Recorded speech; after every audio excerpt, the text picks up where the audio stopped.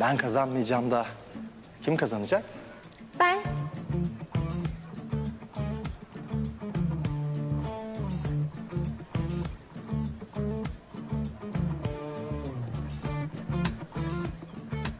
Sen baya aday olacaksın yani, ciddiysin. Yani vallahi başta değildim ama senin o ukala hallerini görünce olasım geldi. Vay Asiye, yakışır ya.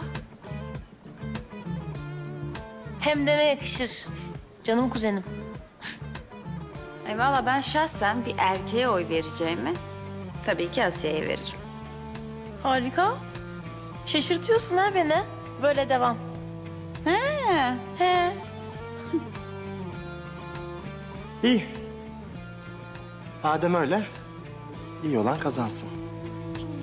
Aynen öyle. İyi şanslar. Şansa ihtiyacım olmayacak.